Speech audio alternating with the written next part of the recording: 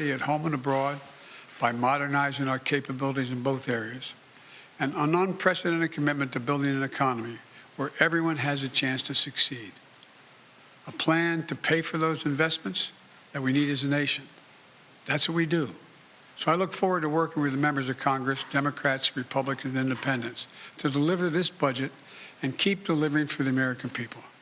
I want to thank you all. And may God bless you all. May God protect our troops. Let me, Kelly O'Donnell, NBC. Thank you, Mr. President. Do you believe what you said? Thank you, sir. Do you believe what you said, that Putin can't remain in power? Or do you now regret saying that because your government has been trying to walk that back? Did your words complicate matters? Well, you asked 3 different questions. I'll answer them all. Number 1, I'm not walking anything back. The fact of the matter is I was expressing the moral outrage I felt toward the way Putin is dealing and the actions of this man. Just brutality. Half the children in Ukraine. I had just come from being with those families. But I want to make it clear, I wasn't then, nor am I now, articulating a policy change. I was expressing the moral outrage that I feel, and I make no apologies for it. Personal feelings? My personal feelings. Secondly, you asked me about, well, what was the second part? Complicate the diplomacy of this moment.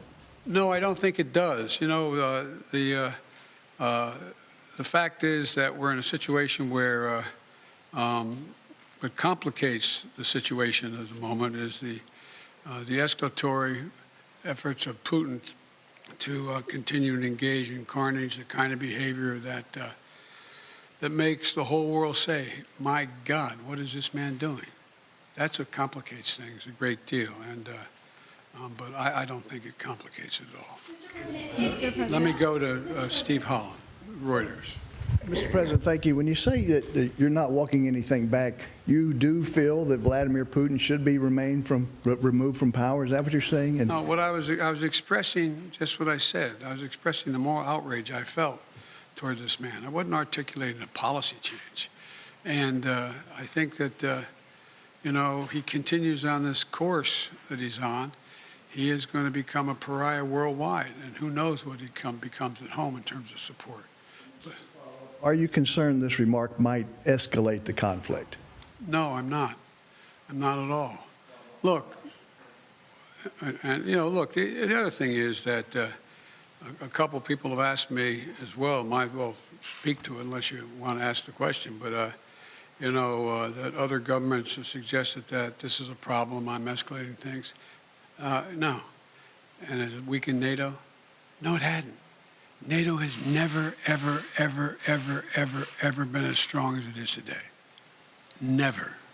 So if saying he cannot remain in power does not mean regime change, what does it mean in your opinion? It means that I would hope it was expressing my outrage. He shouldn't remain in power.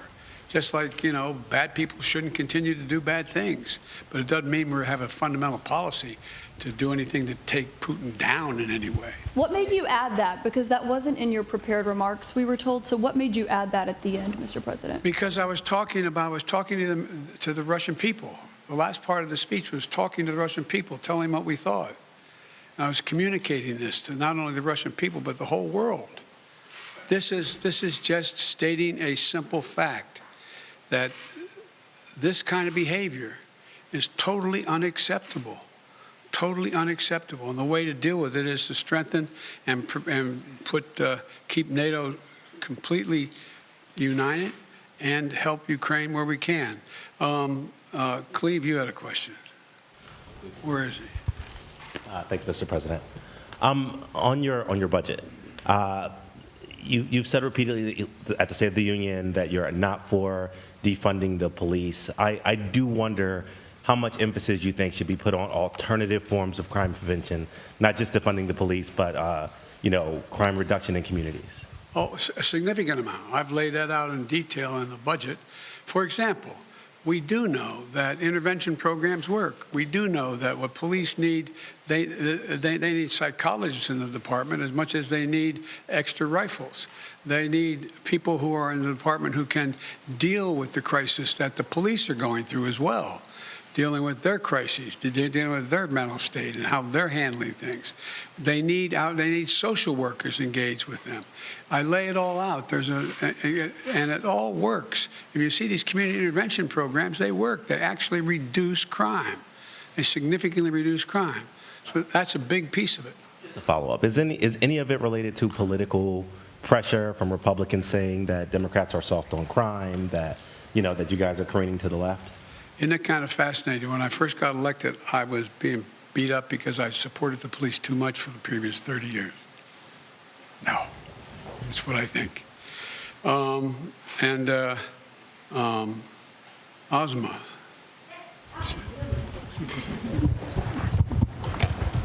Surprised to get called. Thank you, Mr. President. Are you willing to try to meet with Vladimir Putin? And I have a quick follow-up to that. When you last met with him face-to-face in Geneva, you had described that as a productive conversation. You said that he did not want a Cold War. And do you feel, given the actions, though, that have happened over the last few months, I guess I'm asking what has changed in his mind? I don't know what's changed his mind. His behavior's changed. When we met, remember what we were talking about. We were talking about setting up a strategic dialogue and talking about the relationship of NATO and Russia and facing off in the regions and how we could have more transparency and all the rest. It was a normal discussion I had going all the way back to Kosygin and others back in 100 years ago when I was a young senator. And so what changed was nothing remotely approaching that. Remember when he first met with me, he said, I have two objectives. This is the second or third time I met with him. He said, I have two objectives. One is to make sure that they never become part of NATO, and two, to make sure there are no long-range missiles in there, in Ukraine. I said, we can deal with the second one easily, but we can't close the door on the first. Because when we talk about missiles, we want to talk about what's also on the Russian border heading toward Europe. Do both. And then if you notice that demand list of his, not with me, with others, have escalated significantly in terms of what he thinks is necessary. Thank you. We need some more clarification, Mr. President. Thank you. Thank you very much. I know you're going to ask a really nice question. Well, it's an important question, No, I think. Are you worried that other leaders in the world are going to start to doubt that America is back if some of these big things that you say on the world stage keep getting walked back? What's getting walked back? It made it sound like, just in the last couple days, it sounded like you told U.S. troops they were going to Ukraine. It sounded like you said it was possible the U.S. would use a chemical weapon, and it sounded like you were calling for regime change in Russia, and we know... None of the three occurred. None of the three occurred? None of the three. Mr. President? You interpret the language that way. I was talking to the troops. We're talking about helping train the troops that are the Ukrainian troops that are in Poland. That's what the context. I sat there with those guys for a couple hours. That's what we talked about. So when you said you're going to see when you're there, you were not intending to I was referring to meeting with and talking with the Ukrainian troops who were in Poland. And when you said a chemical weapon use by Russia would trigger a response in kind. It will trigger a significant response. What does that mean?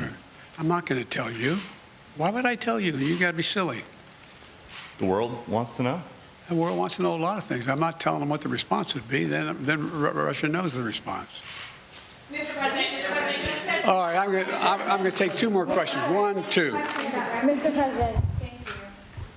I still want to get back to your original words that he cannot remain in power. Can you help us understand, you have more foreign policy experience than any president who has ever held this office. Whether those are your personal feelings or your feelings as president, do you understand why people would believe you, as someone commanding one of the largest nuclear arsenals in the world, saying someone cannot remain in power is a statement of U.S. policy? And also, are you concerned about propaganda use of those remarks by the Russians? No and no. Tell me why. You have so much experience. You are the leader of this country. Because it's ridiculous. Nobody believes we're going to take down. I was talking about taking down Putin. Nobody believes that. Number one. Number two, what have I been talking about since this all began? The only war that's worse than one intended is one that's unintended. The last thing I want to do is engage in a land war or a nuclear war with Russia. That's not part of it. I was expressing my outrage at the behavior of this man. It's outrageous. It's outrageous. And it's more an aspiration than anything. He shouldn't be in power. There's no, I mean, people like this shouldn't be ruling countries, but they do.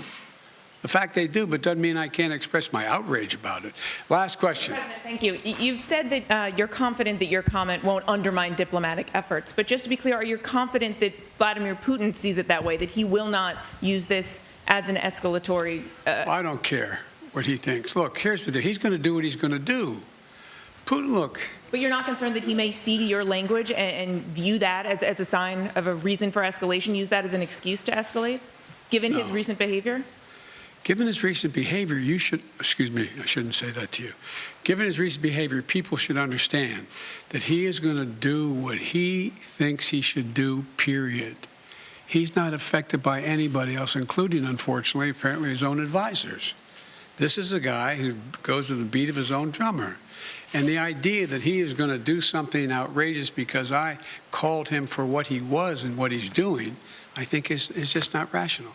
You didn't say whether you'd meet him again. Would you meet with President Putin ever again? It depends. No, it's not a question of the question is there something to meet on that would justify him being able to end this war and be able to rebuild Ukraine? That's the issue. Can you just say yes or no, Mr. President, whether or not you would be willing to meet with President Putin It depends on what he wants to talk about. Thank you. Okay, last question. What if he wanted to talk about negotiations? Then what if he wanted to? You said Supreme Court. Now, don't play me. Well, you can't leave that hanging. Just real quick, two matters on the Supreme Court. While you were away, there were reports about the wife of Justice Thomas and texts that she had with former White House Chief of Staff Mark Meadows. Should Justice Thomas recuse himself from any cases involving the January 6th insurrection or former President Trump at this point? I'd leave that to two entities. Okay, go ahead. Oh, go ahead. Ask the second question. No, two entities. Go ahead. Sorry. One, the January 6th committee, and two, the Justice Department. That's their judgment, not mine to make. So on Justice Thomas recusing, you don't think he should, or? I said that. I told you those things get into legal issues. That, in fact, I told you I would not tell the Justice Department what position to take or not take. And I'm not going to instruct the Congress either. And did you get any chance to watch much of the Judiciary Committee hearings? I didn't get a chance to see any of it, unfortunately. The fact that Republicans were questioning Judge Jackson on matters like former sentences related to child pornography cases or the definition of a woman, does that, as the former chairman of the Judiciary Committee, make sense to you? Look, this is one of the most qualified nominees ever nominated for the Supreme Court in every respect, in terms of her disposition, her intellectual capacity, her experience and background, serving on three additional courts, a woman who is totally, thoroughly qualified, and will be a great addition to the court in my view. Thank you.